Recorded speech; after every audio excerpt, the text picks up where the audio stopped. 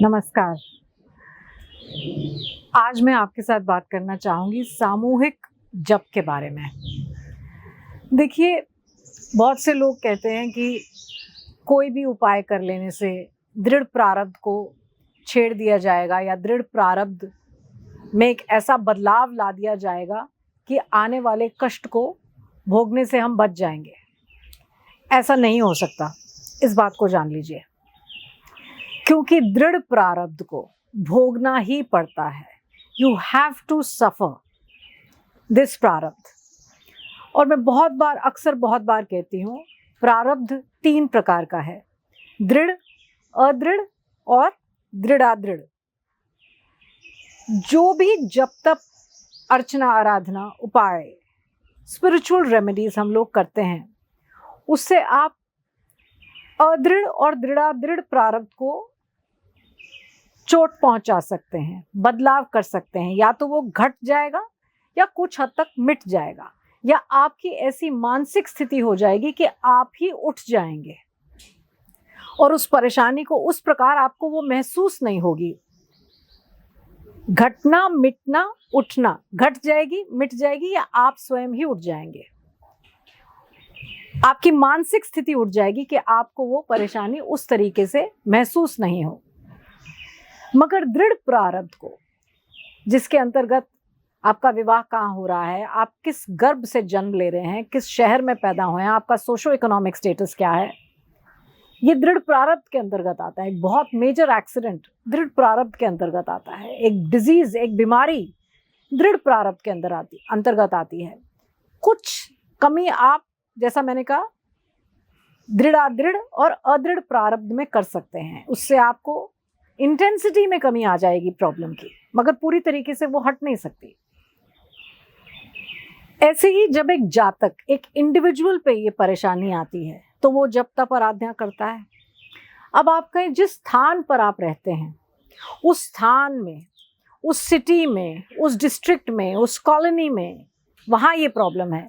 तो अब जैसा आप सुन रहे हैं, अक्सर हम ग्रह गोचर देखते हैं, सब लोग बात कर रहे हैं, मैंने भी कहा, अतिचारी बृहस्पति, वक्री शनि, जिस प्रकार की परेशानियां दिखा रहा है, और आने वाली ये डेकेड जो हमें परेशानियां दिखा रही है, जब तप आराधना से उससे कुछ हद तक बचा जा सकता है। मगर एक बात को याद रखिए, एक है जातक का, यानी कि इंडिविजुअल का जप, एक है कि आप अपनी फैमिली में एक साथ एक बैठकर जप करते हैं। जैसे कि एक इंडिविजुअल, एक व्यक्ति ने 7 हनुमान चालीसा पढ़ी।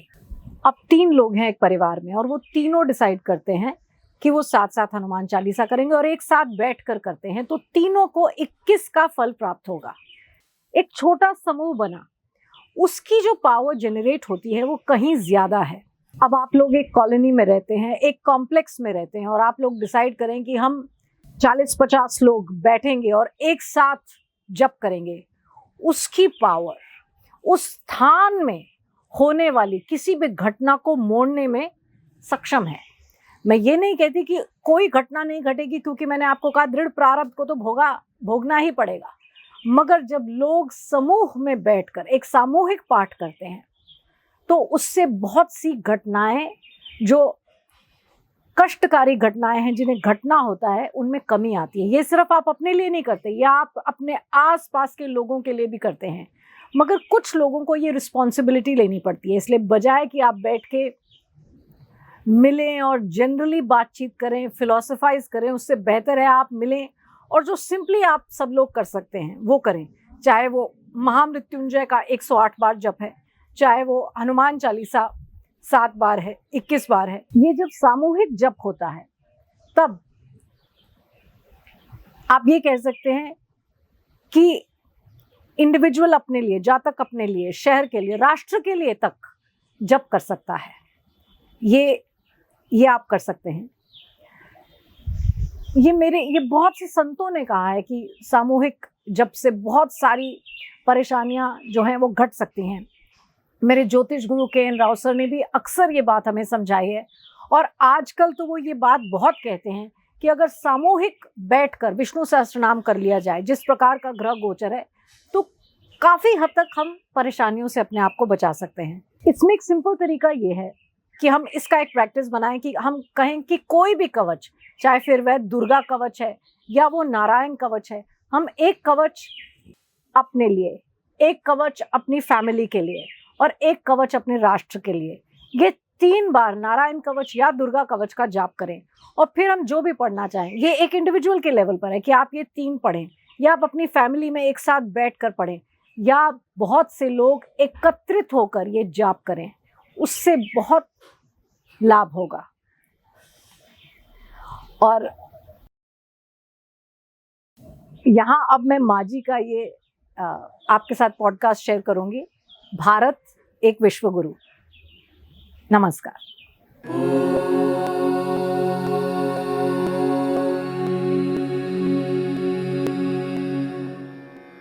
क्योंकि गुरुकुलों की ऋषियों की पढ़ाई थी, उसी में से व्यापारी निकलते थे, उसी में से ब्रह्मचारी निकलते थे, उसी में से सन्यासी निकलते थे, उसी में से राजा होते थे।